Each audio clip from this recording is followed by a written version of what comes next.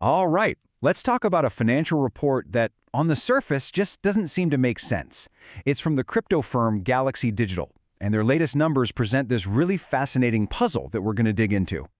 So here's the big question, the real head-scratcher. How can a company lose almost $500 million, but at the very same time actually be growing? It sounds completely backward, right? Well, that's exactly what we're going to get to the bottom of. Okay, first things first. Let's look at the numbers that made everyone's jaws drop. Wow, there it is. A net loss of $482 million just in one quarter. I mean, that's a huge number no matter how you slice it. And for investors, yeah, that's an instant red flag. And, the market didn't wait around. The reaction was immediate.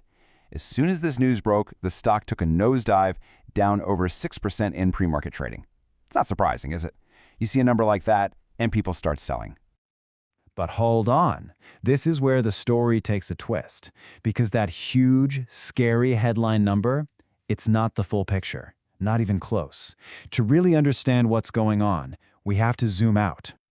And here it is, the paradox, laid out right in front of us. On the one hand, you've got that terrible Q4 loss. But on the other, look at that. For the entire year, they actually pulled in a gross profit of $426 million. So, a massive loss in one quarter, but profitable overall for the year? How is that even possible? And it's not just about profit either. The company's financial health looks, well, pretty amazing. They ended the year with $2.6 billion in cash and stablecoins. That's not a company that's struggling. That's a company with a serious war chest. Okay, so we've got these two completely different stories, a huge loss and a strong balance sheet. Let's dig into that loss. What actually happened in Q4 to cause that $482 million hole? Well, according to the company, it was really two big things. First, the whole crypto market kind of slumped, so the value of the assets they were holding went down. Makes sense. But second, and this is the key part, they had about $160 million in one-time costs. The important thing here is that these aren't everyday expenses. They're one-offs.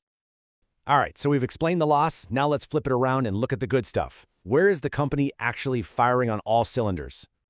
And there's a lot to talk about here. Their trading division, it had record profits and volume. Their asset management business, growing strong. And they made a really smart strategic play, officially becoming a U.S. company and listing on the NASDAQ. That's a huge deal. It opens them up to a whole new world of investors.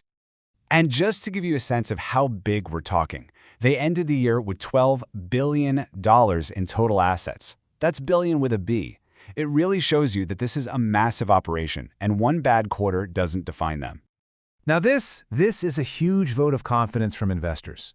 Over the course of the year, they brought in $2 billion of new money onto their platform. Think about that. While some traders were panic selling based on one quarter's news, serious clients were actually giving them more money to manage. That says a lot. And the growth wasn't just on paper, in the financial spreadsheets. They were building real things, too. They actually doubled their infrastructure power capacity. That's a physical, tangible investment in their future, and it shows they're playing the long game. So this brings us full circle, back to that initial puzzle. How do we make sense of these two clashing stories, the awful quarter versus the really solid year? When you get right down to it, it's pretty simple.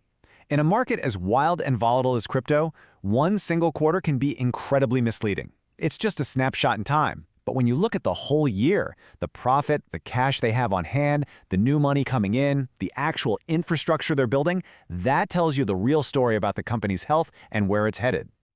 And that really leaves us with one final thought. A question for you to chew on. When you're evaluating any company, especially in a crazy fast industry like this one, what matters more? The short-term shock of one bad quarter, or the long-term story of a full year of growth? It's a question that really gets to the heart of what it means to be an investor.